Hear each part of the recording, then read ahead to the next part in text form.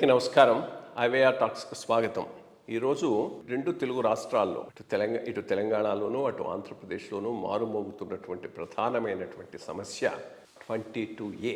ఎప్పుడైతే ఇది అప్పర్ స్ట్రాటాను తాకిందో, అంటే జూబ్లీ హిల్స్ ఈ ఏరియాలో ఉన్నటువంటి ల్యాండ్స్ను, ఇది హెడ్లైన్స్ అయిపోయింది తెలంగాణలో.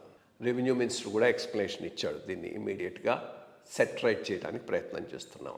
ఇక ఆంధ్రప్రదేశ్లో అయితే ఏవి వెంకటేశ్వరరావు గారు వాళ్ళు దీని మీద ఒక దండయాత్రలాగానే సాగిస్తున్నారు. జిల్లా తిరిగి దీనివల్ల రైతులు ఏ రకంగా నష్టపోతున్నారు, ఏం చేయాలనే దాని మీద ఒక కార్యాచరణ ప్రభుత్వం ఇవ్వాలని డిమాండ్ చేస్తున్నారు. ఈ రెండు రాష్ట్రాల్లో ఇది ఒక మేజర్ ఇష్యూగా ఈరోజు ముందుకు వస్తూ ఉన్నది. అసలు దీని పూర్వాపరాలు ఏంటి అంటే, రిజిస్ట్రేషన్ డిపార్ట్మెంటు ఏర్పడినప్పటి నుంచి వాళ్లకు టైటిల్ డీడ్తో సంబంధం లేదు.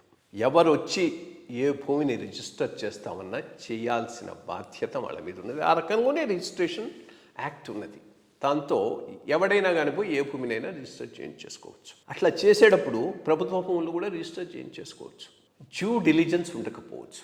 దాంతో వాడికి ఓ రైట్ క్రియేట్ అవుతుంది. ఆ పైన లిటిగేషన్స్ అవుతాయి. దాంతో ప్రభుత్వ భూములు చాలా నష్టపోతున్నాయి, ప్రభుత్వం చేజారిపోతున్నాయని ఒక ఆలోచన చేసి 1999లో ఒక యాక్ట్ తీసుకొచ్చారు. దీని ప్రకారం ఒక లిస్టు తయారు చేసి, ఈ లిస్టులో ఉన్నటువంటి భూములన్నీ ప్రభుత్వ భూములు అని ఈ భూముల లిస్టును రిజిస్ట్రేషన్ డిపార్ట్మెంట్కి ఇవ్వడం జరిగింది. అంటే ఈ భూముల్లో ఎటువంటి రిజిస్ట్రేషన్ డిపార్ట్మెంట్ చేయదు. దీని మీద కొంత లిటిగేషన్ అది జరిగింది. ఫైనల్గా దీన్ని మళ్ళీ రివైజ్ చేస్తూ 2007లో ఇంకొక చట్టాన్ని తీసుకొని వచ్చారు. దానికి అనుగుణంగానే ఇప్పుడు ఈ ప్రొహిబిటెడ్ లిస్ట్ కానీ 22A లిస్ట్ కానీ సస్టైన్ అవుతూ ఉన్నది.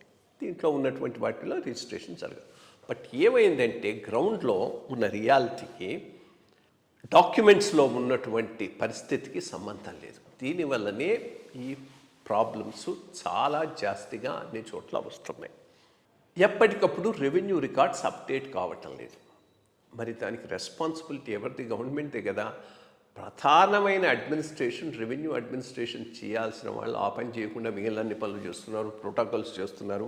మినిస్టర్లు వచ్చినప్పుడు వాళ్ళ చుట్టూ తిరుగుతున్నారు, ఆఫీసర్లు వచ్చినప్పుడు వాళ్ళ చుట్టూ తిరుగుతున్నారు. ఈ పని చేయటం లేదని అంటే అర్థం లేదు. దానికోసంగా ఒక వ్యవస్థ అది ఉన్నప్పుడు ఎప్పుడైతే ఇవి అప్డేట్ చేయటం లేదో, దాంట్లో ట్రాన్సాక్షన్స్ అయ్యి ఇంకోళ్ళు కొనుక్కొని వాళ్ళకు రెగ్యులరైజ్ అయినా కానీ రికార్డులో మాత్రం ఇంకా గవర్నమెంట్ ల్యాండ్ కానీ చూపెడుతున్నాయి. ఎప్పుడైతే ఈ లిస్ట్ మొత్తం అక్కడికి పోయిందో, వాటిలో ఇవన్నీ కూడా అప్లోడ్ అయి ఉన్నాయి. వీళ్ళు నేను ఎప్పుడో కొనుక్కున్నాను, ఇది నాదేనని వీడు ఇప్పుడు చేసుకుంటున్నారు. రెండోది, కొన్ని ప్రభుత్వాల్లో ఇది ఇన్స్ట్రుమెంట్ ఆఫ్ హెరాస్మెంట్ కూడా అయిపోయింది. ఎట్లా ప్రత్యర్థి వాడిని ఎట్లాగైనా వేధించాలి, రెవెన్యూ డిపార్ట్మెంట్ మీద ప్రెషర్ తీసుకొచ్చి వాడి భూమిని 22Aలో పడేయించి వాడు తిట్టుకుంటూ ఉంటాడు, కొట్టుకుంటూ ఉంటాడు. అది బయటికి రాదు, పెట్టదు, వాడు ప్రాబ్లంకు పడుతూ ఉంటాడు. సో ఇదొకటి సెకండ్గా జరగటం జరిగింది. మూడోది, తెలంగాణలో పెద్ద సర్వే నెంబర్లు సబ్ డివిజన్లు జరగకపోవటం. ఇప్పుడు ఒక పెద్ద సర్వే నెంబర్ 100 acres ఉంది. దాంట్లో ఒక 5 ఎకరాలు సబ్ డివిజన్, ఒక చిన్న పోర్షను గవర్నమెంట్ ల్యాండ్. బట్ ఆ సబ్ డివిజన్ జరగలేదు కదా. దాంట్లో ఈ గవర్నమెంట్ ల్యాండ్ ఉంది కదా, కాబట్టి మొత్తం సెక్షన్ ఆ సర్వే నెంబర్ మొత్తం నోటిఫై చేస్తారు. సో ఇంకా సర్వే నెంబర్లో ఏవి ట్రాన్సాక్షన్ ఉండటానికి వీలు లేకుండా పోతూ ఉన్నది. సో ఇవన్నీ problems of non updation of revenue registers. రెండోది, ఒక తడవ 22Aలో పెట్టిన తర్వాత తీయటానికి కూడా ఆఫీసుల్లో భయపడతారు. ఎందుకు? ఏమో రేపు ఏమొస్తుందో ఎంక్వైరీ. నిజంగా అది గవర్నమెంట్ ల్యాండ్ అయితే వీడి మీద ఎంక్వైరీ ఉంటుంది. సో టచ్ మీ నాట్ అన్నట్టు 22Aలో పడేసేది, నోరు మూసుకొని కూర్చునేది. ఈ ప్రాబ్లమ్స్ వల్ల ఇది చాలా కాంప్లికేట్ అయింది.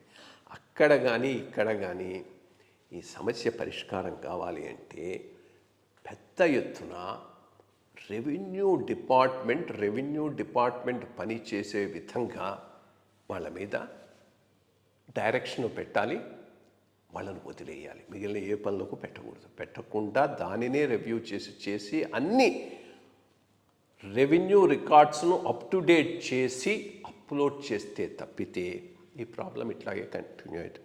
కానీ ఇది ఒక ఎక్స్ట్రీమ్కి మళ్ళీ ఇంకో ఎక్స్ట్రీమ్కి తీసుకుపోయినా కానీ డేంజరే. ఇప్పుడు 22A అని గలభా చేసి ఆహరం లాభపడేది ఎవడంటే, ప్రభుత్వ భూమిని ఎట్లాగో అట్లా రిజిస్టర్ చేయించుకుందామని క్లెయిమ్స్ పెట్టి ఉన్నటువంటి వాడు ఇప్పుడు అవన్నీ కానీ బయటకు వచ్చాయంటే ఇమీడియట్గా లాభపడిపోతాడు. అటువంటి వాళ్ళే ఇటువంటి వాటికి పైరవీలు కూడా ఎక్కువ చేసుకోగలుగుతారు.